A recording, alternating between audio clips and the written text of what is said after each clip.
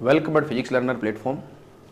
आज हम लोग जो हमने पोलराइजेशन वाले टॉपिक को स्टार्ट किया था उसी को आगे बढ़ाते हुए नई नई चीज़ों को सीखने का प्रयास करेंगे। तो देखिए, प्रीवियस लेक्चर में हम लोगों ने ये समझ लिया था कि पोलराइजेशन बेसिकली होता क्या है। अब हम लोग वहाँ पर हमने एक बात ये भी की थी कि एक आपको पढ़ना है अध्रुवित प्रकाश यानी अनपोलराइज्ड लाइट, और एक आपको देखना है ध्रुवित प्रकाश। तो अध्रुवित प्रकाश बेसिकली जो कोई भी सोर्स से आपको लाइट मिल रही है वो अनपोलराइज्ड है, और उसको जब हम उसकी डायरेक्शन को एक पर्टिकुलर एक प्रेफरेंशियल डायरेक्शन प्रदान करते हैं तो वो जो आपको प्रकाश मिलेगा वो आपका कहलाएगा पोलराइज्ड लाइट या ध्रुवित प्रकाश। अब सबसे पहले हमें समझना है, जैसे कोई भी सोर्स से लाइट आ रही है तो उसका सोर्स मतलब वो कैसे आ रही है। तो ध्यान रखना कि ये जो भी लाइट मिलती कैसे है, कुछ न कुछ क्या हो रहा है, इमिट हो रहा है। जो भी आपका मटेरियल है, जो भी सोर्स है, उसके जो एनर्जी लेवल्स है उसमें क्या हो रहा है, ट्रांजिशन हो रहा है इलेक्ट्रॉन्स का, तो कुछ इमिट हो रहा है। तो वो जो इमिशन की प्रोसेस होती है उसी से आपको क्या मिलती है, एक तरह से लाइट मिलती है। तो ये जो इमिशन की प्रोसेस होती है ये एक बहुत रैंडम प्रोसेस होती है। कैसे, मैंने बहुत सिस्टमेटिक लिखा है, आप उसको एक बार पढ़िए, आपको पता चल जाएगा। देखो मैंने क्या लिखा है, अध्रुवित प्रकाश की हम चर्चा कर रहे हैं। मैंने लिखा है एक सामान्य प्रकाश स्रोत असंख्य आणविक उत्सर्जकों से मिलकर बना होता है। आपको पता है कोई भी स्रोत होगा तो उसमें कई सारे अणु होंगे, और मैंने क्या कहा, उन अणुओं से जो उत्सर्जन होता है बेसिकली फोटोन्स का, ठीक है ना, उसी से क्या बनती है, आपकी लाइट बनती है। तो ये लाइन तो समझ में आ गई कि कोई भी सामान्य प्रकाश स्रोत है वो असंख्य आणविक उत्सर्जकों से मिलकर बना होता है। फिर मैंने आगे क्या लिखा है, प्रत्येक अणु से उत्सर्जित विकिरण समतल ध्रुवित होती है। यहां कंफ्यूज मत होना। अभी तो आपने कहा था किसी स्रोत से जो तरंगें निकलती है वह ध्रुवित होती है, फिर आप यहां कह रहे हो कि प्रत्येक अणु से उत्सर्जित विकिरण समतल ध्रुवित होती है। मैंने क्या कहा, मान लीजिए कोई स्रोत है, उसमें कई सारे अणु हैं जो उत्सर्जक के रूप में काम कर रहे हैं। एक अणु से जो भी तरंग निकलेगी उसकी एक पर्टिकुलर डायरेक्शन होगी, और अगर पर्टिकुलर डायरेक्शन है तो वो तरंग कैसी होगी, समतल ध्रुवित। लेकिन ये जो अणु है वो रैंडम है, यादृच्छिक रूप से है, ठीक है ना। तो जब हम इन टोटल देखेंगे तो वो जो पूरी की पूरी प्रकाश तरंग आपके सामने आएगी उसकी कोई निश्चित दिशा नहीं होगी। अगर एक अणु की बात करते हैं तो उसकी तो डायरेक्शन होगी, लेकिन चूंकि पूरी प्रक्रिया यादृच्छिक है और बहुत कम समय में संपन्न होती है, ये जो उत्सर्जन है 10⁻⁸ सेकंड में ही संपन्न हो जाता है। पलक झपकना तो बहुत बड़ी चीज हो गई, बहुत मतलब नैनो सेकंड के लेवल पर आपके ये सारा काम हो जाता है। तो मैंने क्या लिखा है, देखो वापिस, एक सामान्य प्रकाश स्रोत असंख्य आणविक उत्सर्जकों से मिलकर बना होता है और प्रत्येक अणु से उत्सर्जित विकिरण समतल ध्रुवित होती है। विकिरण उत्सर्जन की यह प्रक्रिया अत्यंत न्यून समय 10⁻⁸ सेकंड में संपन्न हो जाती है। क्लियर है। फिर देखो आगे क्या लिखा है, परंतु प्रकाश स्रोत ऐसे असंख्य आणविक उत्सर्जकों से मिलकर बना होता है, बना होने के कारण इनसे उत्सर्जित विकिरणों में विद्युत क्षेत्र सदिश के कंपन यादृच्छिक होते हैं। सबसे इंपॉर्टेंट चीज यादृच्छिक या रैंडम, यानी ये जो विद्युत क्षेत्र सदिश बनेगा पूरे लाइट सोर्स का, उसके जो कंपन होंगे वो रैंडम होंगे, क्योंकि कई सारे आणविक उत्सर्जकों से जब अलग अलग निकलेगी आपके उत्सर्जन होगा तो उनकी डायरेक्शन कोई फिक्स नहीं हो पाएगी। हर एक की इंडिविजुअल की तो डायरेक्शन फिक्स होगी, लेकिन जब सबका इन टोटल आप देखोगे तो कोई फिक्स डायरेक्शन नहीं होगी। फिक्स डायरेक्शन नहीं है तो वो लाइट कैसी हो जाएगी, आपकी अध्रुवित या अनपोलराइज्ड। तो यही मैंने लिखा है। अतः विभिन्न तरंगों के विद्युत क्षेत्र सदिश के कंपन तरंग संचरण की दिशा के लंबवत सभी संभव दिशाओं में पाए जाते हैं, ठीक है ना। जो तरंग संचरण की दिशा के लंबवत, तरंग संचरण की दिशा के लंबवत क्या होंगे, विद्युत क्षेत्र सदिश, उसके जो कंपन होंगे, इलेक्ट्रिक फील्ड वेक्टर के जो कंपन होंगे वो सभी संभव दिशाओं में हो सकते हैं। ऐसा नहीं होगा कि उसकी एक पर्टिकुलर डायरेक्शन है, समझ गए। और अगर सभी संभव दिशाओं में है तो वो लाइट कैसी होगी, आपकी अनपोलराइज्ड लाइट। तो मैंने ये लिखा है, और ऐसा प्रकाश अध्रुवित प्रकाश कहलाता है। बहुत सिंपल सी बात है। अध्रुवित प्रकाश का सिंपल सा मतलब यह है कि जो आप इलेक्ट्रिक फील्ड के जो वाइब्रेशंस या कंपन देखोगे वो रैंडम होंगे, उनकी कोई एक पर्टिकुलर दिशा नहीं होगी। और ध्रुवित प्रकाश में क्या होगी, उनकी एक पर्टिकुलर दिशा होगी। ये चीज आपको ध्यान रखनी है। और उत्सर्जन की प्रक्रिया मैंने सारी लिख दी है, बिल्कुल बेसिक चीज है। अब अध्रुवित प्रकाश है उसको डिनोट या दर्शाने का क्या तरीका होता है, उसको दर्शाने का देखो तरीका ये होता है, इस तरह से आप दर्शाते हो। आप कहीं भी अध्रुवित प्रकाश देखोगे ना तो इस तरह से आप उसको दर्शाओगे, ठीक है ना। ये एक रैंडम डायरेक्शन है, सभी संभव दिशा में उसके कंपन हो सकते हैं। एक तो ये तरीका है। दूसरा तरीका क्या हो सकता है, दूसरा तरीका ये होता है, देखो आप एक बार आप ध्यान से देखना, मैं आपको बता देता हूं पूरा, क्योंकि नोटेशन बार बार काम में आएंगे तब हो सकता है आपको कंफ्यूजन हो। ये इस तरह से एरो है और ये डॉटेड है, ये इस तरह से एरो और ये डॉटेड है, ये और ये दोनों सेम ही है। अब इसको ध्यान रखना, ये जो डॉटेड है, डॉटेड का मतलब होगा ये दोनों कंपन है, देखो डॉटेड वाला और ये एरो दोनों क्या है, इलेक्ट्रिक फील्ड वेक्टर के वाइब्रेशंस हैं। डॉटेड की जब हम बात करते हैं तो वो वाइब्रेशन है जो प्लेन के परपेंडिकुलर है। और जब हम इस एरो वाले की बात करते हैं तो ये वो वाइब्रेशन है जो प्लेन के पैरेलल है। ध्यान रखना, बिल्कुल कंफ्यूज मत होना, वापस से बता देता हूं। ये दोनों के दोनों क्या दर्शा रहे हैं? एरो और डॉट वाइब्रेशन को दर्शा रहे हैं इलेक्ट्रिक फील्ड वेक्टर के। डॉट वाला तो होगा जो भी प्लेन है, जिस प्लेन में इलेक्ट्रिक फील्ड वेक्टर वाइब्रेट कर रहा है उस प्लेन के परपेंडिकुलर, और एरो वाले उस प्लेन के पैरेलल। तो अध्रुवित, ये भी अध्रुवित प्रकाश है, ये पूरा इन जनरल ये भी क्या है? अध्रुवित प्रकाश ही है, क्योंकि इसमें दोनों ही आगे, डॉट वाले भी आगे और एरो वाले भी आगे। अगर मान लो आपको कोई ऐसा प्रकाश मिले जिसमें केवल डॉट वाले हो इस तरह से, या कोई ऐसा प्रकाश मिले जिसमें केवल क्या हो? एरो वाले हो इस तरह से, तो ये और ये तो कहलाएंगे आपके ध्रुवित प्रकाश, क्योंकि पर्टिकुलर डायरेक्शन हो गई। लेकिन ये आपका ध्रुवित प्रकाश नहीं कहलाएगा, क्योंकि इसमें दोनों समान मात्रा में। और याद रखना, अध्रुवित प्रकाश में डॉट और एरो आपके बिल्कुल समान मात्रा में होंगे, तभी वो अध्रुवित होगा। और एक तीसरी कैटेगरी भी होती है, पार्शियली पोलराइज्ड, आंशिक ध्रुवित। आंशिक ध्रुवित का मतलब क्या हो गया? सपोज करो ये 4-4, एक समझने के एग्जांपल से, ये 4-5 नहीं होते, समझने के हिसाब से देखते हैं। जैसे 4 ये और 4 ये, तो अगर फुल्ली पोलराइज्ड है तो इसमें भी 4 ऐसे डॉट होंगे, इसमें भी 4 ऐसे एरो होंगे। अब ये तल अलग अलग हो सकता है, तो ये दोनों तो क्या है? फुल्ली पोलराइज्ड है। अब मान लो एक सिचुएशन ऐसी होगा, आपको ऐसा मिला कि एरो वाले तो आपको मिल गए 4 और डॉट वाले मिले केवल 2 ही, तो इसका मतलब क्या हो गया? डॉट वाले 2 कम हो गए। यानी ये ऐसी लाइट है जिसमें एरो वाला घटक है वो ज्यादा प्रभावी है। इसमें तो देखो पूरा का पूरा डॉट का प्रभावी, तो एक फिक्स दिशा हो गई। इसमें पूरा का पूरा एरो वाला प्रभावी, एक फिक्स दिशा हो गई। लेकिन इसमें क्या है? डॉट है लेकिन कम है, एरो ज्यादा है, तो एरो वाला घटक प्रभावी है। तो ये भी क्या हो गया? इसमें आपको कुछ ना कुछ डायरेक्शन नजर आ रही है, पर्टिकुलर डायरेक्शन तो नहीं, लेकिन कुछ ना कुछ डायरेक्शन है। कौन सी? प्लेन के पैरेलल वाली। तो इसको भी हम पोलराइज्ड कहेंगे, लेकिन ये कैसी होगी? Partially polarised. क्यों? क्योंकि उसमें कुछ घटक डॉट वाला भी है। और अगर आप किसी तरीके से इस डॉट वाले घटक को हटा देते हो तो ये लाइट भी क्या हो जाएगी? आपकी फुल्ली पोलराइज्ड हो जाएगी। तो 3 प्रकार की बातें, अध्रुवित प्रकाश, ये दोनों सेम। ध्रुवित प्रकाश केवल एक, या तो डॉट या एरो। और आंशिक ध्रुवित, या तो डॉट ज्यादा होंगे या एरो ज्यादा होंगे, जो ज्यादा होगा उसका प्रभाव हो जाएगा। और इसको ध्यान रखना, ये जो डॉट वाला होता है इसको एस कंपोनेंट कहते हैं, कई बुक्स में लिखा हुआ है एस कंपोनेंट, और एरो वाले को कहते हैं पी कंपोनेंट। कुछ बुक में है, कुछ में नहीं है, आप देख लीजिएगा, कोई दिक्कत नहीं है। स्मॉल एस कंपोनेंट डॉट वाला, एरो वाला पी कंपोनेंट। तो अगर जैसे इसकी बात करता हूं तो ये पार्शियली पोलराइज्ड है, डोमिनेंट कौन है? P component. अगर मान लीजिए इसमें एरो 2 होते और डॉट 4 होते तो वो भी पार्शियली पोलराइज्ड होती, लेकिन डोमिनेंट कौन हो जाता? S component. तो ये चीज इंपॉर्टेंट है, ये सब आगे काम आएगी। तो अध्रुवित प्रकाश का तो सिंपल सा मतलब क्या हो गया? अध्रुवित प्रकाश का सिंपल सा मतलब है कि जिसमें विद्युत क्षेत्र सदिश के कंपन सभी संभव दिशाओं में होते हैं, ऐसा प्रकाश आपका अध्रुवित प्रकाश कहलाता है। कोई एक पर्टिकुलर प्रेफरेंशियल डायरेक्शन होती ही नहीं है। कैसे दर्शाते हैं मैंने बता दिया, चाहे ऐसे दर्शाओ चाहे ऐसे दर्शाओ, दोनों सेम बात है।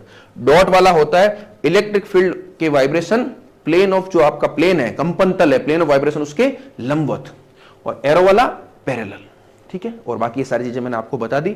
एक दो बार आप थोड़ा सुनना ढंग से, कॉपी में नोट करना, तो आपको चीजें आसानी से समझ में आ जाएगी। तो ये बात थी अध्रुवित प्रकाश की। अब हम बात करते हैं समतल ध्रुवित प्रकाश, प्लेन पोलराइज्ड लाइट। तो बिल्कुल सिंपल डेफिनेशन है, ऐसा प्रकाश जिसमें विद्युत क्षेत्र सदिश के कंपन एक निश्चित दिशा में होते हैं, ध्रुवित प्रकाश कहलाता है। तो आप चाहो तो आराम से, इसका डायग्राम तो बहुत आसान है, ये देखो बिल्कुल ये आपने बना दिए। चलो मैं इसको अलग पेन से बना देता हूं, ये ठीक है ना। अगर मैं बात करूं तो ये भी मेरा ध्रुवित प्रकाश है, और अगर मैं इस तरह से एरो की बात करता हूं तो ये भी मेरा क्या है? ध्रुवित प्रकाश है। ये भी ध्रुवित प्रकाश और ये भी ध्रुवित प्रकाश। ये ऐसा ध्रुवित प्रकाश है जिसमें कंपन, जो प्लेन आपके क्या कहते हैं, वाइब्रेशन है इलेक्ट्रिक फील्ड वेक्टर के, वो तल के लंबवत हैं। और ये ऐसा प्रकाश जिसमें इलेक्ट्रिक फील्ड वेक्टर के जो वाइब्रेशन है वो तल के समानांतर है। इसको एस कंपोनेंट कहते हैं, इसको पी कंपोनेंट कहते हैं। क्लियर है? अब हमारा नेक्स्ट काम क्या होगा, मैंने आपको पहले ही बता दिया।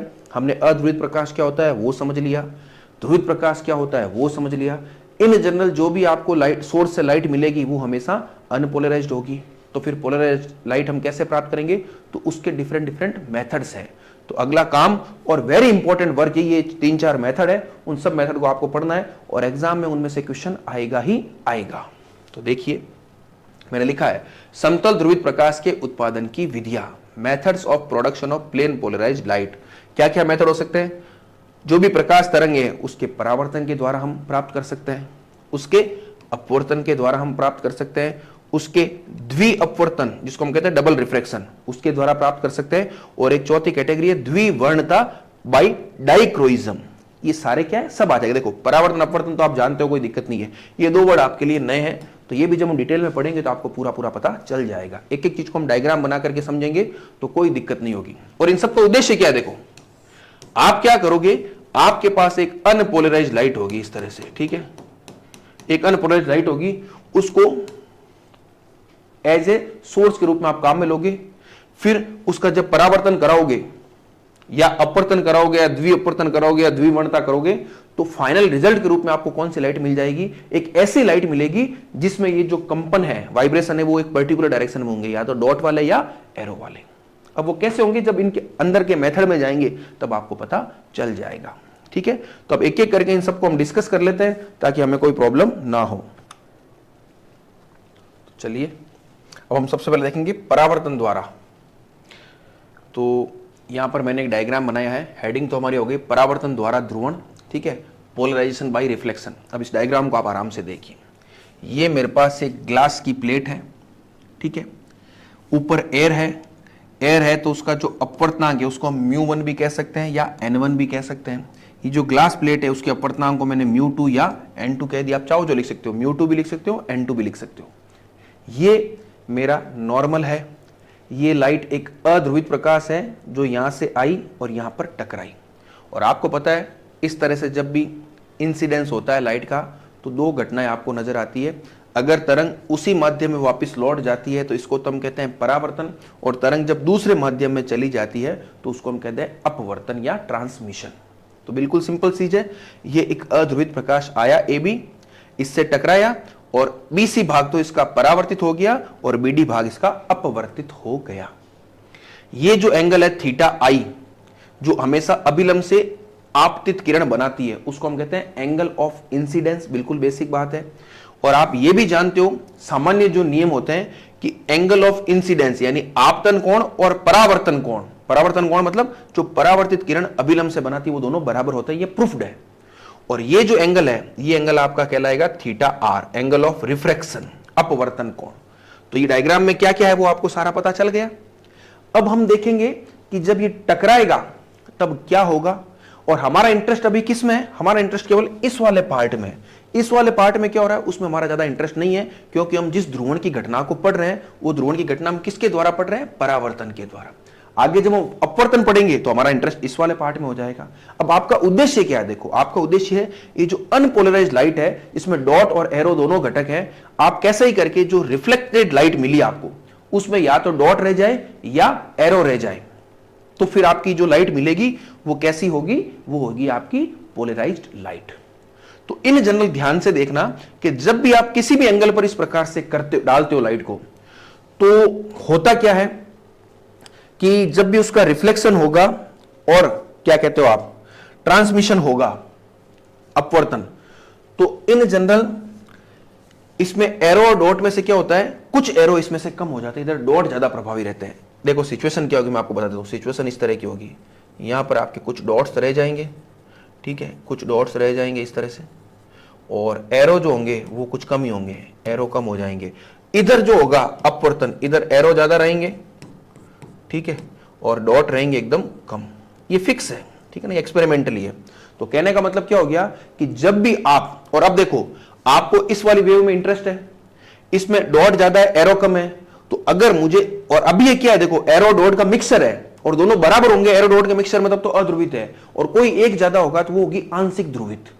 और उसमें से जो कम वाला है उसको जब हम हटा देंगे तो जो तरंग बनेगी वो क्या बनेगी, आपकी पूर्णतया ध्रुवित। तो इसमें एरो कम है, तो हमारा उद्देश्य क्या रहेगा कि इस तरह से इसको इंसिडेंस कराएं कि जब आपको रिफ्लेक्टेड वेव मिले उसमें एरो वाले हट जाए, यानी जो विद्युत क्षेत्र सदिश के तल के समानांतर कंपन है वो सारे के सारे हट जाएंगे। तो पीछे क्या बचेंगे, केवल डॉट वाले बचेंगे। केवल डॉट वाले बचेंगे तो वो कैसी हो जाएगी, पूर्णतया ध्रुवित हो जाएगी। और वो भी कैसी, पूर्णतया ध्रुवित होगी, वो इस प्रकार से होगी कि उसके जो विद्युत क्षेत्र सदिश के कंपन होंगे वो कंपन तल के लंबवत होंगे। तो एक चीज आप ये भी ध्यान रखना कि परावर्तन द्वारा जो आपको ध्रुवित प्रकाश इस साइड में मिलेगा उसमें हमेशा कंपन जो होंगे, वाइब्रेशन होंगे, वो हमेशा डॉट वाले होंगे, एस कंपोनेंट वाले ही होंगे। ये चीज भी आपको ध्यान रखना है, एक्सपेरिमेंटली है। तो ये सारी की सारी बातें मैंने आगे लिखी है, उसको आप नोट कीजिएगा। देखो आराम से पढ़ते हम। बिल्कुल मैंने क्या लिखा है, माना एक अध्रुवित प्रकाशपुंज AB जो आया कांच के पृष्ठ पर आपतित हो रहा है। पूरा नोट्स ही बन रहा है आपका, चिंता मत करो, आप देख के लिख लीजिएगा, ठीक है। फिर मैंने लिखा है आपतित किरण AB तथा अभिलंब NBN' दोनों मिलकर एक तल बनाते हैं। ये आप जानते हो जिसको हम आपतन तल कहते हैं, जिसे आपतन तल कहा जाता है। आपतित किरण AB के विद्युत क्षेत्र सदिश को दो घटकों में विभक्त किया जा सकता है। हम जानते हैं दो घटक कौन कौन से, एक डॉट वाला और एक एरो वाला। एक आपतन तल के लंबवत जिसको हम डॉट से दर्शाते हैं या इसको हम S कंपोनेंट भी कहते हैं, तथा दूसरा आपतन तल के समांतर जिसे हम एरो से दर्शाते हैं, इसको P कंपोनेंट भी कहते हैं। तो अभी तो मैंने वही बातें लिखी जो हमें डायग्राम में दिखाई दे रही है। फिर मैंने आगे क्या लिखा है, देखो आगे मैंने लिखा है अध्रुवित प्रकाश में ये दोनों घटक समान परिमाण में होते हैं। मैंने बताया था डॉट और एरो दोनों क्या होते हैं, समान परिमाण में होते हैं। जब आपतित किरण AB कांच की सतह पर आपतित होती है तो इसका एक भाग परावर्तित, कौन सा वाला, BC वाला, तथा दूसरा भाग अपवर्तित, कौन सा वाला, BD वाला हो जाता है। तो परावर्तन भी हो गया, अपवर्तन भी हो गया। फिर हमने क्या देखा, परावर्तित किरण में मुख्य रूप से विद्युत क्षेत्र सदिश का लंबवत यानी डॉट वाला घटक होता है। ये मैंने आपको बता दिया, जब हम एक्सपेरिमेंट करके इस तरह से देखते हैं तो ऑटोमेटिकली आपको लंबवत ही मिलता है। हालांकि इसमें कुछ भाग समानांतर घटक भी होता है। अतः परावर्तित प्रकाश अभी कैसा है, अभी जब हम थीटा किसी पर्टिकुलर एंगल पर डाल रहे हैं तो वो हमें कैसा मिल रहा है, आंशिक ध्रुवित मिल रहा है। जबकि हमारा उद्देश्य क्या है, हमें जो परावर्तित प्रकाश है वो कैसा चाहिए, ध्रुवित चाहिए। तो यहां पर दो चीजें आपको पता चल गई, क्या क्या, कि इन जनरल हम किसी भी एंगल पर जब डालते हैं आपतित किरण तो जो परावर्तित प्रकाश होगा वो आंशिक ध्रुवित होगा और उसमें S कंपोनेंट प्रभावी होगा। तो अब आप सोचोगे कि अब S कंपोनेंट प्रभावित हो गया, अब ऐसा क्या करें कि केवल S कंपोनेंट बच जाए। तो यहां पर एक्सपेरिमेंट जब करके देखा गया तो यह देखा गया कि ये जो आपने डायग्राम बनाया है, कौन सा वाला, ये वाला, इसमें थीटा ही, अब मान लो मैं इस किरण को ऐसे डालता हूं तो थीटा ही चेंज हो जाएगा, ऐसे डालता हूं थीटा ही चेंज हो जाएगा। तो एक्सपेरिमेंट कर करके देखा गया कि जैसे जैसे आप थीटा आई को बदलते हो तो ये जो डॉट और एरो वाले हैं इनकी संख्या में भी परिवर्तन आता है। तो बेसिकली परावर्तित प्रकाश की जो ध्रुवणता है वो आपतन कोण पर निर्भर करती है। यही चीज मैंने आगे लिखी है, आप नोट कीजिएगा। देखो परावर्तित प्रकाश की ध्रुवणता आपतन कोण पर निर्भर करती है। तो अब जब एक्सपेरिमेंट कर करके देखा गया तो एक पर्टिकुलर एंगल ऐसा मिला जिस पर जब किरण को आपतित किया गया तो जो परावर्तित प्रकाश मिला वो पूर्णतया ध्रुवित हो गया। वो जो एंगल था जिस पर इस प्रकार की सिचुएशन मिली उसी एंगल को नाम दिया गया ध्रुवण कोण। तो यही मैंने लिखा है, वह कोण जिस पर परावर्तित प्रकाश विद्युत क्षेत्र सदिश का केवल लंबवत घटक ही रहता है ध्रुवण कोण कहलाता है। तो जो आपका टॉपिक था कि परावर्तन द्वारा ध्रुवण, तो कैसे प्राप्त करेंगे, पूरी प्रक्रिया हमने समझ ली। लाइट डालोगे, परावर्तित होगी, अपवर्तित होगी। हमारा इंटरेस्ट केवल परावर्तन में है। हमने यह भी देख लिया कि जब लाइट डालते हैं और जो परावर्तित प्रकाश मिलता है उसमें S कंपोनेंट प्रभावी है। फिर हमने यह भी चेक कर लिया कि जैसे जैसे आप एंगल ऑफ इंसिडेंस यानी थीटा आई को बदलते हो तो ध्रुवणता की मात्रा बदलती है। फिर हमने यह भी देख लिया एक पर्टिकुलर एंगल ऐसा जरूर मिलेगा आपको जिस पर परावर्तित प्रकाश पूर्णतया ध्रुवित हो जाता है, केवल S कंपोनेंट रहता है, एरो सारे हट जाते हैं, और वो एंगल ही आपका क्या कहलाता है, ध्रुवण कोण कहलाता है।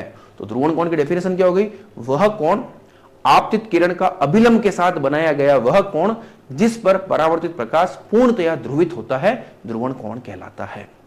तो अब हमारा मेन उद्देश्य क्या होगा, ध्रुवण कोण होगा कितना। भाई आप जब डालोगे ना तो उसका मान कितना होगा, 10 डिग्री, 15 डिग्री, 20 डिग्री, या कितना हम लें, ऐसे तो पता चलेगा नहीं। और ऐसा भी नहीं हम बार बार कर करके देखें। तो इसके लिए एक एक्सप्रेशन निकल करके आएगा थीटा पी का, वो हमें निकालना है। और वो एक्सप्रेशन निकालेगा कौन, ब्रूस्टर नाम के एक साइंटिस्ट होंगे, ठीक है ना, कौन, ब्रूस्टर। वो अपना एक रूल देंगे, ब्रूस्टर्स लॉ। उस ब्रूस्टर्स लॉ की सहायता से आपको पता चलेगा थीटा पी का मान कितना होगा।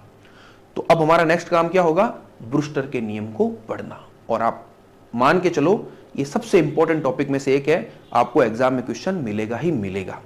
तो इस लेक्चर में तो हम लोगों ने सबसे पहले क्या समझ लिया है, इन सब चीजों को समझ लिया है। अब ब्रूस्टर लॉ को हम एक सेपरेट लेक्चर में करेंगे ताकि वो चीज एकदम क्रिस्टल क्लियर हो जाए आपके, बट लेक्चर को बड़ा नहीं करते हैं। तो परावर्तन द्वारा ध्रुवण क्या है वो सारी बातें समझ ली।